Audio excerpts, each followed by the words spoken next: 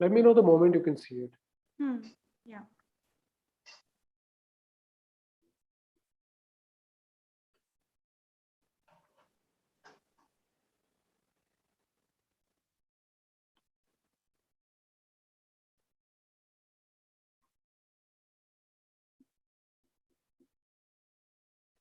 Should be visible, I'm guessing.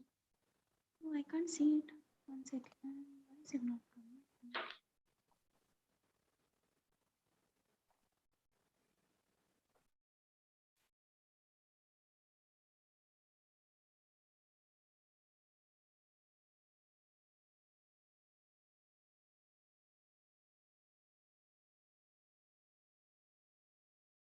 Yep, I can see it on my phone.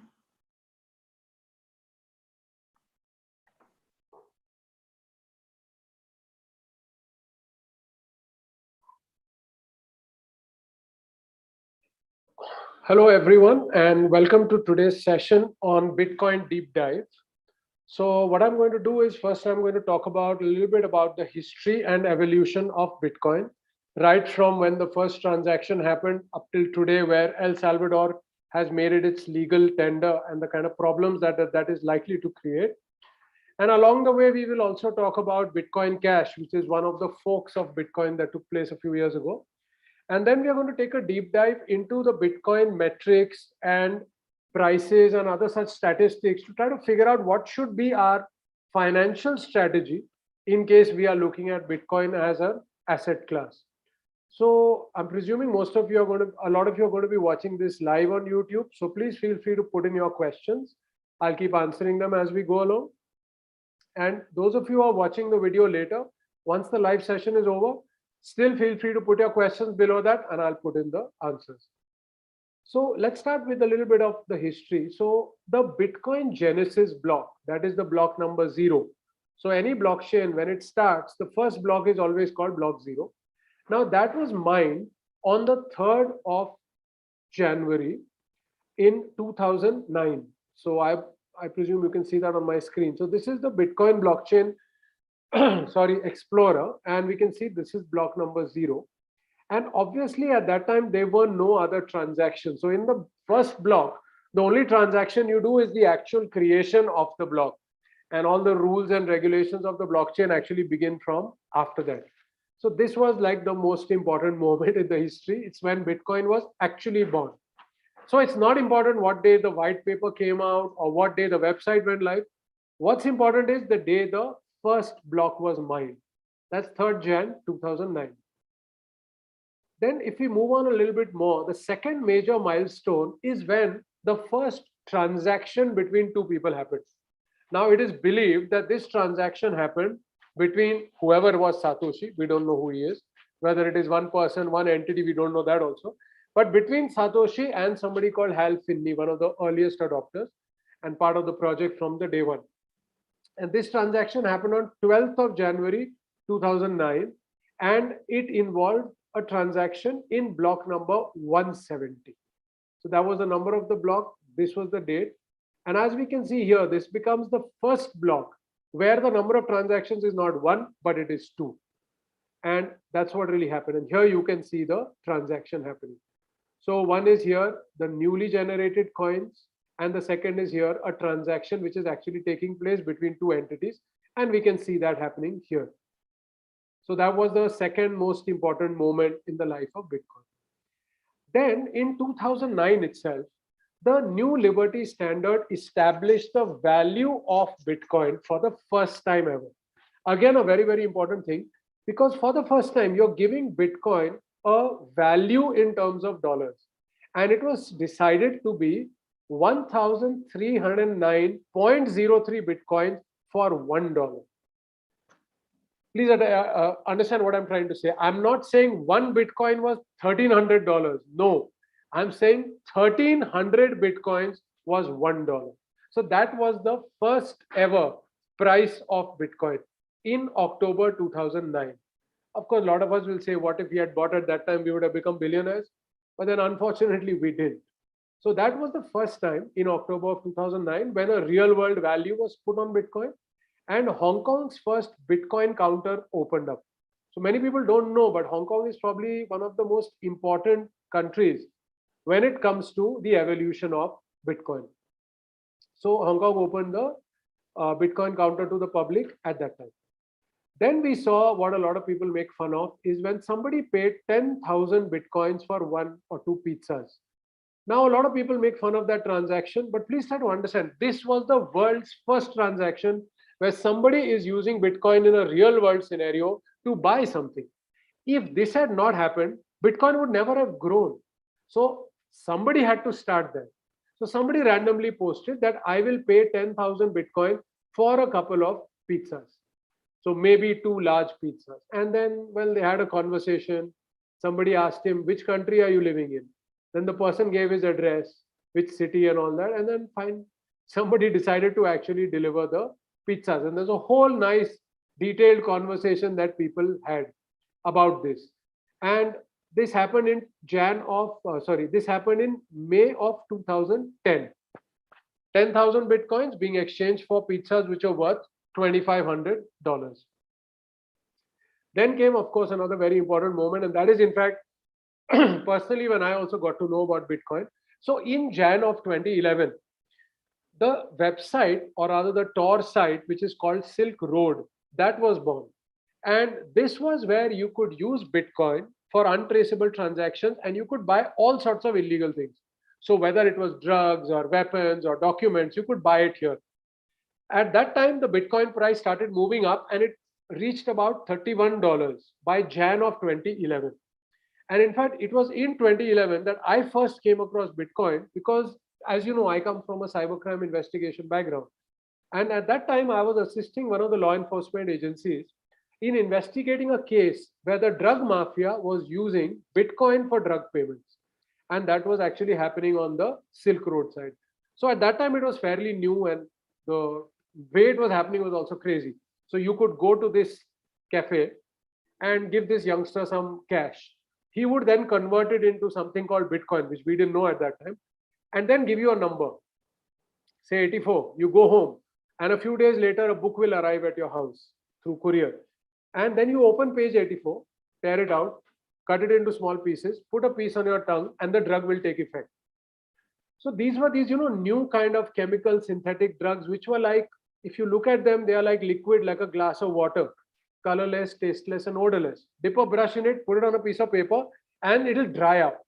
After that, the drug can be consumed simply by putting a small amount of that paper in your mouth.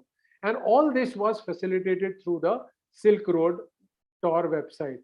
And like I said, the Bitcoin price was about $31. And Silk Road managed to do more than $1 billion of transactions in about 1 year. So you can imagine at 31, they were doing those kind of transactions, and it was really a very, very popular site for illegal things. Of course, later then the FBI shut it down, and a lot more illegal websites kept popping up. So that was another very important part in the history of Bitcoin. Then I would say another very important thing which happened in August of 2017 was when Bitcoin forked and a new crypto called Bitcoin Cash was created. So what happened was, in about 2016, 2017, a lot of discussions were happening that Bitcoin is slow, number of transactions are slow, speeds, costs, everything was a problem. So some people said, why don't we improve the technology and we bring in something called SegWit, which is segregated witness technology. Now, some people said that's a good idea, some people said that's not a good idea. So it was decided that nodes would be given a choice of what they want to do. So a hard fork was initiated, which took place on the 1st of August in 2017. And the Bitcoin blockchain broke into two. One is the original Bitcoin, which is BTC, and that has continued to have a 1 MB block size. And the new one was called Bitcoin Cash, or BCH. And that is the one that had an 8 MB block size limit. Now, what you must remember in a hard fork is, after a hard fork is done, the blockchain splits into two or more. So how many ever Bitcoins you owned at the time of the fork, that many BCH or Bitcoin Cash you got for free. So if you had 3 Bitcoin, you would get 3 BCH absolutely free because the networks were splitting. After the split happens, they both then start to function as completely independent blockchains with nothing to do with each other. But the addresses work across. So a Bitcoin address is identical to a Bitcoin Cash address. A Bitcoin address is not the same as an Ethereum address or a Dogecoin or any other blockchain, but it is identical to Bitcoin Cash because they both split from the same blockchain. So the same address works across both. And we all got free Bitcoin Cash, whoever had Bitcoin at that time. Now, Bitcoin Cash has continued to do exactly what Bitcoin is doing. So, of course, it is much faster, the fees is much lower. But to be very honest, it's not really picked up as much. Now, let's just jump a little bit into the statistics. Now, currently, the price is about 293, which honestly speaking is not very high because in 2017 itself, the year it was created, the price peaked at $4,355. But then if you look at the chart here, so of course I'm showing you coin market cap, and coin market cap itself as a site came up after 2017. So you can't see the peak here. Coin market cap records the peak at 1800, which was somewhere again in 2017. But the actual price was December 20th, 2017, where it peaked at $4,335. But do you realize it has never gone back to that price again? So if you look here in 2021, it reached about $1,400, but it's never managed to touch its previous peak of 2017. Now we know that for most cryptos, 2017 was always one peak. But if there is a crypto which has never crossed that peak, I don't think it's a good one because obviously it shows that not much interest is there. Now from that peak, it had dipped in 1 year. So in 2018 December, it dipped all the way down to $75. I mean, try to understand what I'm saying. From 4,355 to $75. So it had a massive crash. And honestly, it's never really done very well after that. So which is why I'm kind of not much bullish on it. Somebody's asked a question. The question, I'm sorry, I'm not able to pronounce your name properly. Mr. Karwal, is it? Okay. So the question is, how did the nodes decide whether to fork Bitcoin network or not a vote? No, so there's no vote. What happens is a fork ultimately is a software update.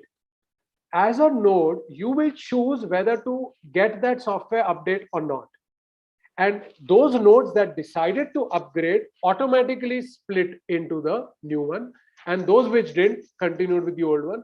So ideally speaking, what I would have done is I would have multiple nodes. Some I would split towards the new software, some I would not. So I would end up having nodes on both the blockchains. So it's not a vote as in a DAO. So when you look at DAO, decentralized autonomous organization, the voting is done at the time when you decide what to buy with the money collected. That's not the case in a fork. In a fork, nobody knows who is going to go which way till the fork is actually implemented. And then based on how many people upgraded or didn't upgrade, it moves into that direction. Now, this is a hardware fork, or a hard fork. And then there is also a soft fork where it is only upgrading the technology a little bit. And all miners don't actually do soft forks all the time. They can do it whenever they feel like. But a soft fork does not break the blockchain. A hard fork breaks the blockchain into multiple chains. I hope that answered your question. There was a question by Anmol Deep.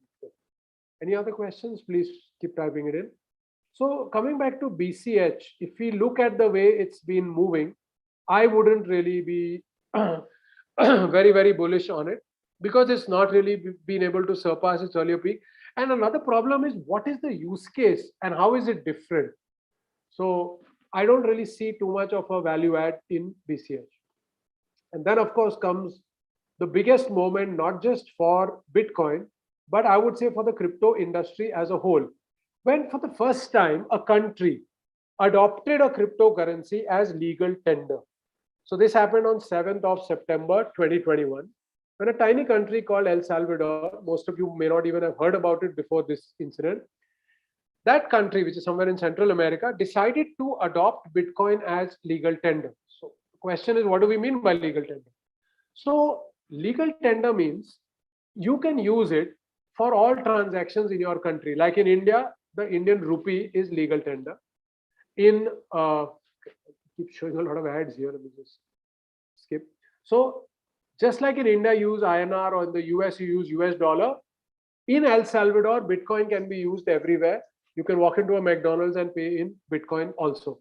So that's the meaning of the term legal tender. I'll just take a couple of questions. Uh, Pavan Kumaras, how did Bitcoin achieve a higher transactional throughput? That's because of the increase in the block size. That's one point. So from 1 MB block size of Bitcoin, they took it to 8 MB for Bitcoin Cash. And secondly, their technology also improved. So like I told you, they wanted to bring in SegWit or segregated witness technology. So it was a combination of things, improving the core technology and increasing the block size. Those are the two things they did. Let me just take another question. So from Kishore Bhutani, do you have to mine BTC and BTC Cash? Yes, both are proof of work. So if you realize today, if you look at the top cryptos, let me just go here. So number one has been always Bitcoin, that's proof of work. Number two, Ethereum, which is again proof of work. So here you see the top two cryptos are proof of work. And then if you scroll down, you'll start to see like even Dogecoin is mineable. So a lot of the top cryptos are actually mineable and proof of work based. So yes, Bitcoin Cash you can mine separately. Bitcoin you mine separately because the algorithms have changed, technology is different. So you need to actually run different systems to do the mining. So that was the story of El Salvador. Now, El Salvador is a tiny place, right? So at least by adopting Bitcoin, they suddenly became famous all over the world. So everybody started to hear about them. Then what they also started doing was they started talking about something called the Bitcoin city. So they are looking at this starting off something called the Bitcoin city, where there would be zero tax. So they are raising $1 billion through a Bitcoin bond, and half the money they will keep in Bitcoin, half the money they will use to set up this new city, and anybody in the world can go and settle down there, and the taxes will be zero. I, for one, would love to go and become a citizen there because I don't have to pay any tax. There will be zero tax there. So if that city becomes a reality, I'm sure a lot of people will move there and El Salvador could benefit. But a lot of people are saying that El Salvador is going to go bankrupt or suffer very badly because of making Bitcoin legal tender. Now, I want to go into this a little deeper because that is very important for us to understand. And based on that, we should decide whether we are going to buy Bitcoin or not. And let me explain to you what I mean. So when we talk about, let me just stop sharing my screen for now for some time. So when we talk about a currency, right, it is a medium of exchange. So nobody today, for example, is going to take a lot of Indian currency notes and put it in a drawer and keep it there for many years. Why? I'll tell you why. When I was in college many years ago, the price of petrol was 10 rupees per liter. So on my motorbike, if I could spend 100 rupees, I could get a tank full of 10 liters. But now suppose at that time, I had kept a 100 rupee note inside my drawer and locked it. And today I take it out. I can only buy 1 liter. So what has happened? Inflation, which is the fall in the value of money, has reduced the value of that 100 rupee note from 1 liter of petrol to 10 liters. So the 100 rupee note has lost value. Petrol, on the other hand, has gained it. So when we talk about legal tender, we are talking about medium of exchange. You are not supposed to buy and invest in a medium of exchange. That defeats the logic. So then the question comes, why is the value of BTC going up? Because honestly speaking, even though Bitcoin started as a medium of exchange, it is not that. It is a store of value, kind of like gold. So let's take an example. Have you noticed that Indian women, especially, love to buy gold jewelry and keep it? Why? It's not just because of wearing it, but they know that in the future, if some problem, economic problem hits the family, they can sell that gold and take care of the family crisis because they know the value of gold will either maintain or go up in the long run. So gold is a very important store of value. Similarly, Bitcoin is a store of value. And that is why its price has been going up so much. And that is why it may be a bad thing for someone like El Salvador to start using it as a medium of exchange. But again, if we look at the ground reality, the citizens there don't consider it medium of exchange. They immediately convert Bitcoin into cash if at all they need to. So there the people also are not really using it as a medium of exchange. And for El Salvador, it's created a lot of goodwill around the world where people have started hearing about them. If a country actually starts to use Bitcoin as a medium of exchange, it would be disastrous because the value of that is going to go up. I personally believe Bitcoin is emerging as a very strong store of value. And in the long run, I believe it would overtake gold as a store of value. And if we estimate the total amount of gold in the world, depending upon where you see the statistics, it is between 7 to 11 trillion dollars. So logically, Bitcoin in the long run should reach a market cap of between 7 to 11 trillion. That's my logic and my calculation. Let me just handle a few questions. Give me a second. Uh,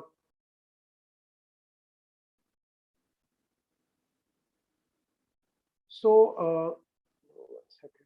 I'm going to copy this. Just give me 1 second. So, Somil has asked that, do you think gas fee will become a drawback for ETH in the future with more efficient chains coming? Yeah. So, I don't want to answer this question right now because today I only want to talk about Bitcoin, but I will do another session where we will talk only about Ethereum. So, at that time, I will definitely answer your question, Somil. Today, I only want to take Bitcoin related discussions. Kishore Bhutani says the day El Salvador bought Bitcoin, why did the price crash? Is BTC controlled by large whales? Absolutely no doubt about who controls Bitcoin. So I know a lot of people say that Bitcoin is decentralized, cryptos are decentralized. The reality is not. These are very highly concentrated in the hands of few whales. And very soon I'll be doing another session where I will tell you who are the world's biggest whales by name. So we'll come to that. We'll come to that very soon. Right now, let's jump into some of the prices of metrics of Bitcoin. So I hope you're able to see my screen. Is it clearly visible? Uh, yes. Okay. Now, when we look at the price, right? So right on top, we can see that, okay, it's at 35,774. But for me, price is not the most important metric. For me, what I really think is more important is market capitalization. And I'll explain to you why. See, the number of Bitcoins is increasing. So there is something called the block reward. So when Bitcoin started, at every approx 10 minutes, 50 new Bitcoins were being created. Every 4 years, that block reward halves. Right now, we are at a time where the block reward is 6.25 Bitcoin per 10 minutes. So this number is constantly increasing. So the real core metric that I always look at is the market capitalization, which means if we take the total number of Bitcoins multiplied by the price, this is the answer. That means today, if I was to buy all the Bitcoin of the world, what is it going to cost me? So right now, the market has crashed to 677 billion, which is quite low because we had gone over a trillion some time back. So I keep looking at this. Now, this is what I'm saying is likely to go between 7 to 11 trillion dollars over the next few years as Bitcoin starts to become a store of value heading towards gold. So logically, this should see a 10x rise. Does that mean the price will also do exact 10x? No, it will be little less than 10x because the number of Bitcoin is also going up a little bit. So for me, this is an important one. Then, of course, for every crypto, volume is critical. Volume means how much of that crypto is actually changing hands in a 24-hour period. The more that volume, the better it is, which means the crypto is actually being used for that purpose. But does it mean that this number here, which is 43 billion, does it mean in the last 24 hours, people have actually made legitimate payments for goods and services worth 43 billion? No. This is all just speculative trading which happens. The actual use of Bitcoin as a medium of exchange is very, very small because anybody who uses crypto as a medium of exchange prefers to use stable coins. So this number that you see is again speculative buying and selling. And that is the reason people end up losing a lot of money when it comes to crypto. And I'm going to go deeper into that. Just let me first answer another question.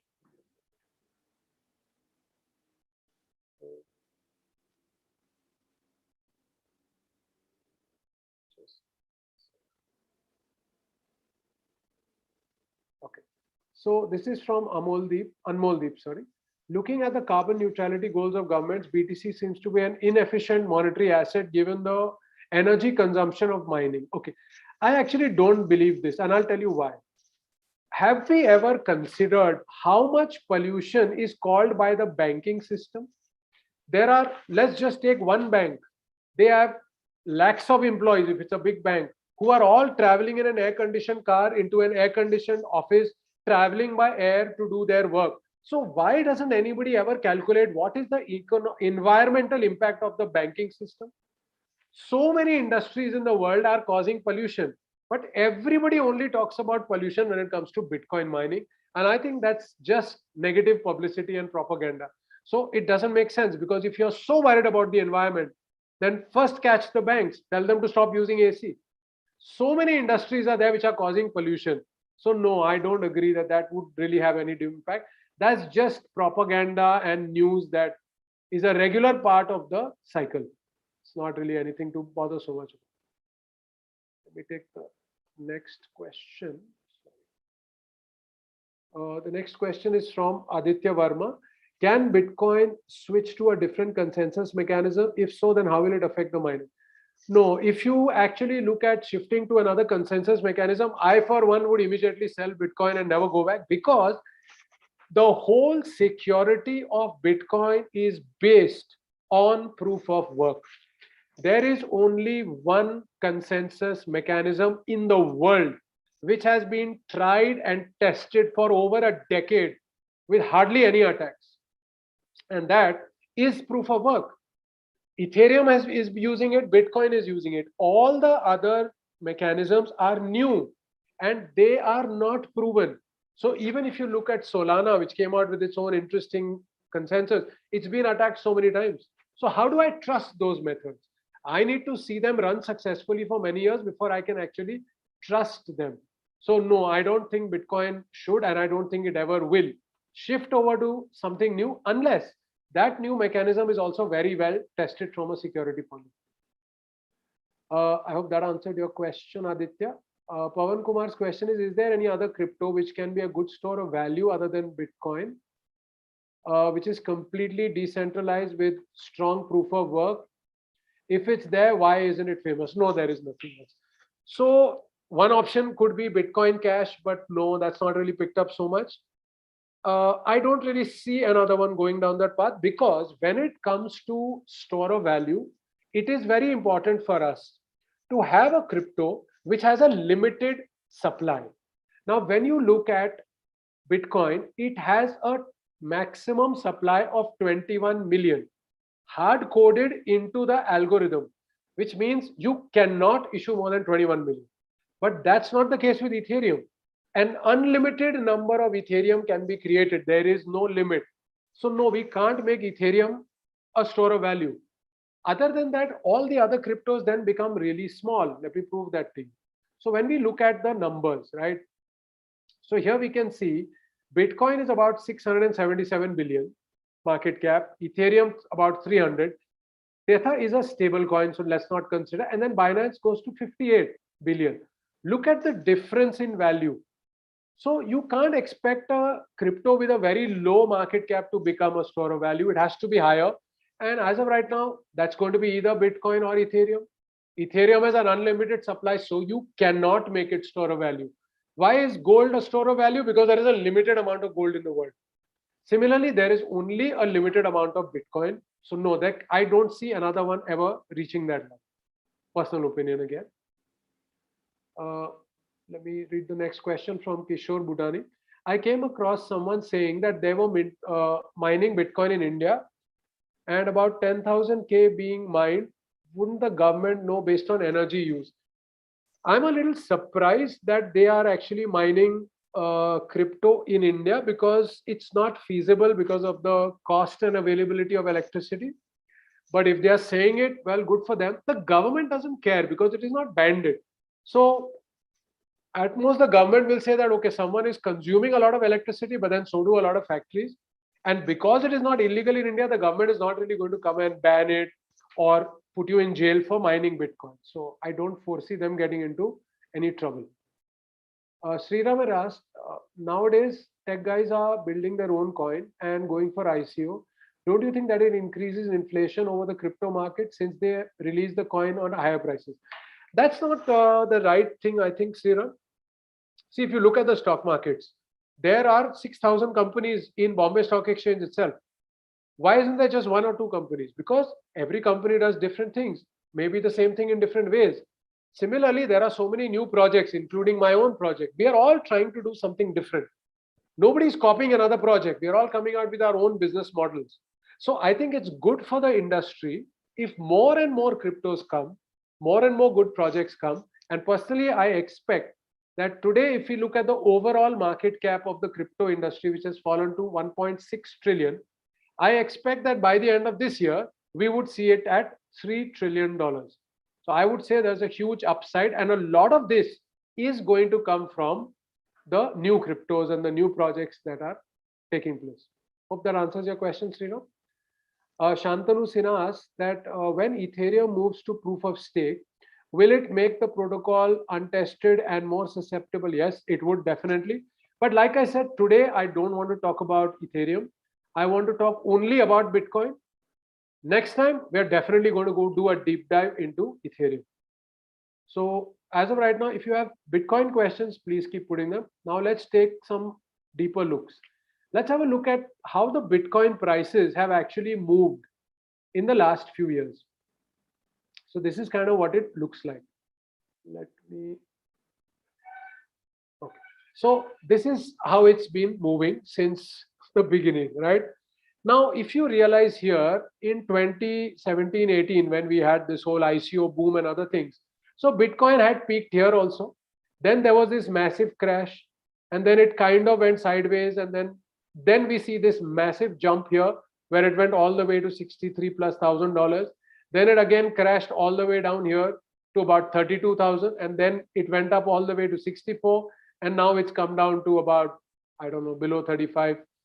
See, this is a very normal thing when we talk about Bitcoin and many other of cryptos. We need to have a slightly longer term approach. Now, I know I'm the one who always says don't think too long, but I also don't say don't think too short. So if you are going to constantly check the price of your crypto every few minutes, you will only end up with heart disease and it will not be of any use. Don't get into the crypto market. Crypto is volatile, but when we look at the long run, I think it's going to do really well. And Bitcoin is one of the most essential parts of crypto. If Bitcoin crashes, it takes everything down. When Bitcoin goes up, everything starts to go up because it changes the whole attitude and sentiment in the market. So when we look at it from that point of view, I mean, in the long run, we've always seen Bitcoin go up, but it's never a straight line because the whales need to keep booking profits. Try to understand what I'm saying. If the price was only going up, then the whales are only earning on paper, not in reality. But when we see these ups and downs, imagine the whale sold. Suppose somebody had 1 million Bitcoin. They sold all of them at 19,000 and rebought when it fell to 8. Now they still have 1 million, but they have booked profit of billions. Every time that the market starts to go up, the whale starts selling. At the peak, they finish selling. Then the market crashes, they start buying again. That's the way the whales operate, which is why no matter what happens, they make the money. But common people work absolutely ulta. The common person buys at the peak and sells at the absolute low, at the dip. And that's where most people go wrong. And that's why they end up actually losing so much of money. So my advice to all of you is if you are in the crypto game, well, then you have to be ready for volatility. And you cannot buy at peaks and sell at dips. You have to realize, please buy when other people are selling and sell when other people are buying. So there is something called the fear greed index. When the whole world is greedy, sell. When the whole world is scared, buy. That's a very simple logic which works across most of the markets. Let me take some more questions here. Sriram has asked, how do you define inflation in crypto market? Okay. What is the definition of inflation? The fall in the price of money, or rather the fall in the value of money. What is money conventionally when we speak?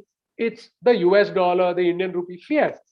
The value of that is supposed to fall because that's how economies operate, unless the economy then starts to stagnate at, say, where Japan is, where they have virtually zero inflation, which is actually not necessarily a good thing. So if we continue to call fiat as money and crypto as an asset class, then it makes sense for me to say crypto prices will keep going up because the value of money is falling. I don't want you to confuse crypto with money.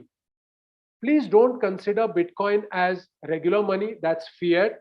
Bitcoin is a new asset class. I think it's going to replace gold, as in, not that people will stop buying gold, but just like today we talk about gold being a store of value globally, Bitcoin will one day be a store of value.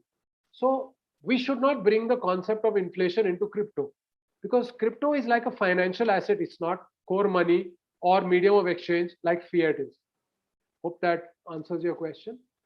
Kishore Budani has asked, is there a 4-year cycle for Bitcoin as all experts suggest and we are headed down? No, I don't know where they get this logic from. I mean, let's look here at this graph in front of us. So we can see this was 2018. This is your 2021, 22. So which 4-year cycle are they referring to? Because here, if you look at the initial few years, I mean, it was completely sideways all along. So it's not old enough for us to have such long-term models. In the stock markets have been around for centuries. So you can always bring that logic in. Crypto is too new. Ethereum started in 2017, I think, if I'm not wrong. So Ethereum has not been around for more than 4 years, or Binance has not been around. So it's too early to make such kind of long-term prediction models. Hope that answers your question, Kishore. Pratesh Kumar asks, buying Bitcoin in exchange, how do we know that we have it as real asset? Many exchanges are popping up and minimum 1,000 invest. Okay. So I get your point. See, when you buy anything on an exchange, you are never sure what's happening, which is why either use a decentralized exchange or shift it into your wallet.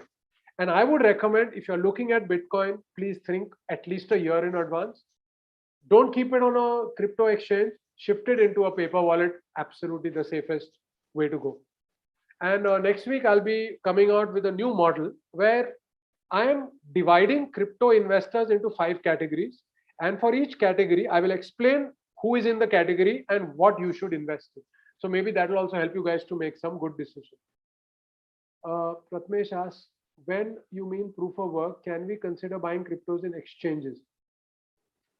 I did not understand your question. Pratmesh, can you try to re-explain it? Another question from Prajneet is, do you think Bitcoin network will be used for smart contracts with projects like... Yeah, so there's lots of very good stuff happening here. So one is we have the Lightning project, and that is basically kind of like a side chain you could consider, or a layer 2, where transactions would be really fast, really cheap, similar in concept to what Polygon is doing with Ethereum. Many projects are beginning to come, and yes, I do see that adding value to Bitcoin. So that's another thing that we all need to keep in mind, that Bitcoin is going to start generating new use cases. But again, what I would like to keep coming back is these new projects are again trying to use Bitcoin as a medium of exchange, which I think is a bad idea. I think Bitcoin should be our new digital store of value and not medium of exchange. I think it will make everyone's concepts clearer and investing easier if we all start to look at Bitcoin as a store of value. Pavan Kumar has asked, why all other cryptos crash when some negative news comes regarding Bitcoin? Because programmable blockchains like Ethereum are all actually providing services, and I mean the actual... I agree with you. It's a very, very good question. It's the market sentiment. The problem is, there are, in the crypto world, there are 2 kinds of people. One are people in the industry, like me, who's a blockchain developer, blockchain architect. Second is investors who don't care about crypto, don't care about technology, they want to make money. Unfortunately, those people don't understand the real use cases. They are buying and selling based on what they read in the media. So the moment they start to read negative news, they start selling. The moment they hear positive news, they start buying, but they are not even understanding this chart, that these news items are all put by the whales. They are fooling people into buying and selling at the wrong time. And because of that, because of these investors who are getting fooled, the whole market crashes or the market goes up. And the graphs are in front of you to understand. At this point, there was negative news. At this point, positive news started. So we can see that that's how the whales operate. So at this point, when everybody is super happy, the negative news begins. Crashes it all the way down here. The whales buy. Positive news starts coming, goes up here, the whales sell again. But the common man buys here, the common man buys here, the common man buys here. And that is why the common man loses. We have to change the way we think. Very, very critical. And it's not just, I mean, even Warren Buffett says the same thing. Buy when the world is selling, sell when the world is buying. All the big investors will give you the same advice. So we should listen to them. Uh, Somil has asked, what investment strategy you will suggest for BTC in the long run, entry, exit, or SIP? Uh, well, I would recommend, if you are ready to look at Bitcoin as a store of value, in that scenario, you would buy some, keep it, and forget about it. Just like if you ask the women in your family, like your mother and grandmother, when they buy gold earrings and gold necklaces, do they go and check every day in the newspaper what is the price of gold? No, they will never bother. They will only check it if it needs to be sold. And you know what? We need to learn from them. We need to realize that if this is a store of value, please don't check the value every day. Buy it and forget it. A few years from now, if you need to sell it, is when you would need to bother about the price. Again, this is not investment advice. This is my personal view of how I approach the whole thing. Uh, Anshuman Chatterjee says, I know different blocks carry different number of transactions. How do we calculate that a block will have number of transactions? So Anshuman, this again is a question I'd like to answer in a separate video where I'll go into the tech elements of this. Today, like I said, I just want to talk about Bitcoin. Kishore Bhutani has asked, can you talk about fiat printing in trillions and how Bitcoin is counter? I think again, this is something the media and certain people are constantly making us think in that direction. It is a wrong approach. The government's monetary policy depends upon many different factors. When they print money, it is not backed by gold or anything, because gold is a store of value, not a medium of exchange. So governments realize there is no point in trying to back physical or fiat currency with a store of value like gold. So the reason that today we have fiat currency, so that the government can increase and decrease the supply. Why are we getting into it? If we are talking about the crypto market, let's talk crypto. Let's talk use cases. Let's talk revenue models here. Forget about the government printing how much money they want. They can print trillions. That is what people need because we are a COVID recovering economy. That's a whole different concept out there. So we need to only focus one, Bitcoin, two, the rest of the crypto market. For Bitcoin, the thinking is, do you think it will be a store of value? If your answer is yes, please buy. If your answer is no, please don't get it. Rest of the crypto market is not store of value, and we need to think from a different point. Any project we are thinking of investing in, we need to look at the revenue, the organization, the history, the algorithm, and the social, the ROHAS. It's as simple as that. And if you follow these two models, chances are you're going to benefit in the long run. That's what I'd like to say. Another question from ACB Barve. In your view, how much can Bitcoin price go down from the current price? Secondly, do you expect similar volatility in Well, I would expect volatility to be there through and through. As long as we have crypto, we have volatility, because that's how people make money also. It's tough to say how much more it could go down, but honestly speaking, I think at 35,000, it's probably reaching the bottom of the dip. But it's a very tough question to answer. I mean, personally, yes, I'm buying at 35, a little bit. I'm hoping it falls a little more, at maybe going down all the way to 29,000. I think it could go down more. Because, these dips don't just get over in a few days, which usually takes some time. And then suddenly positive news starts. So I think, when you should start to buy, the moment the first positive news comes, some good news starts coming all over the media, that's when you can start thinking, okay, now you know what is going to start going on. So usually, in my opinion, that's what I would do. Question from Sriram is, do you think crypto market needs regulation like SEC, or should it be running on its own rules? Uh, Good question. I don't think it should be regulated conventionally, because if the SEC tries to think conventionally the way they do securities market, crypto is not like that at all. Crypto projects are not like securities, they're very, very different. So it needs to have different rules. Regulation, absolutely, but not conventional regulation. We need to come out with a different approach towards it. Yogesh Sarode's question: what is the best way to invest in BTC? As in Indian exchanges command irrelevant prices vis-a-vis current price and USD INR, I am still finding a better way to get USD rates with minimum transaction cost. So one option is you could use international crypto exchanges if you're not happy with prices in India. Another is you could look at P2P platforms like localbitcoins.com. You may get better rates there. Then there are also decentralized exchanges. Many of them are there for Bitcoin. So you may be able to get better prices. So you can try to compare over multiple places. See, most of the coin market cap kind of sites will show you the price across different exchanges. So that can help you buy better. Abhishek's question: when you buy crypto from exchange, say exchange, you don't get the private key, then how to transfer? Yeah. So what you can do is, it will show in your crypto exchange balance. There is an option there called withdraw. When you click on that, it will ask you for your address. That will be of your wallet. Put the address there, it will transfer the crypto, and there will be a commission that they will charge you. But it's very easy to do it. The option is called withdraw. Now, another thing I wanted to talk to you about is the uh, holders. So this is something that we all need to follow. We can see what the whales are up to, right? So here, now when we look at this, we can see that there is this one address which is holding 0.8% of all the Bitcoin in the world. Then we see there is another address which is holding 0.59% of all the Bitcoin in the world. So you can see by address all of them. So one good strategy is you follow these addresses. See, you can just copy any of these, go to a Bitcoin Explorer and see the transaction.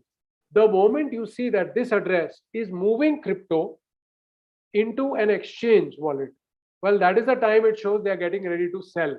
So that usually can indicate a bearish pattern. The moment you see these big guys moving from crypto exchanges to cold wallets, that's when you start to realize that things are going to have a bullish approach. So this is a very critical part. So you could just go to coin market cap and click on the holders tab, and then you will be able to see all these statistics. They have lots of statistics about the whales or the top addresses. So please definitely have a look at this. That could help you to make better decisions. Pavan Kumar's question: since all Indian exchanges are custodial, what do you think about secure and decentralized way? So it is not just Indian exchanges, a lot of the international ones are also custodial, and yes, there is always a risk. So in Turkey last year, we saw, I think, 2-3 exchanges which just took billions and vanished. Australia, a few exchanges shut down. So yes, there is always an element of risk. So for longer term storage, I always recommend your own wallet, which could be paper wallet, could be HD or hierarchical deterministic wallet, software wallets. This is what you should consider. Kishore's question, Bhutani's question: if we go by the whale concept, they wouldn't want it to fall below the purchase price. And so do we buy the dip? Yes, but you need to time it a little better, because and that's where the difficulty starts. What is the dip, right? So again, if we zoom back here, let me show you the. Okay, let's go back to this chart, for example, right? So when we were looking at this, now let's say somebody was here now, or here at this point. If they thought this was the dip, well, there was more coming. There was more dip here. So the question is, sometimes when you are timing the dip, it's very difficult. We don't know what's really going to happen. So for someone who is here during this market, was this a dip? Was this a dip? All these are dips. But can you really accurately predict at what time it is going to start going up? That becomes difficult. So you have to all do your own trial and error. Nobody in the world will be able to tell you other than the whales themselves. And well, why would the whales help us, right? They're going to make their own money out of it. So right now, if you look at it, just this year, in the last 22 days, Well, this is how things are. So now my question to you is, this was also a dip. If somebody bought here, well, today the dip is here. So what is the dip? Do some of you want to take a guess what the dip is going to come at? Anyone? Would you like to try? Maybe you can post in your value. I mean, let's see who's right finally. Because right now, this is where we are at $35,000. So do you think it's going to go down more? Do you think we'll go to 29? I don't know. Everyone's going to guess on their own, right? Nobody knows for sure. Uh, any other questions on this? But please do put in your expected dip in the uh, comment. Let's see who's right on this. Any other questions? Okay, great. I hope you found today's session useful. I am going to do another session on the on. I'm planning to do Ethereum next week. So every Saturday, we could pick up one big important crypto and maybe do a deep dive into it. But I need more ideas from you guys. So please give me ideas about what all we should cover, what we should do next Saturday. And during the week also now, I want to start talking more about strategies, crypto strategies. So I'm going to start by dividing crypto investors into 5 categories and then giving advice on what I think each could do. Legal disclaimer, I'm not a financial consultant, not a financial advisor. This is all my personal opinion. I hope you found it useful and see you guys soon. Bye bye.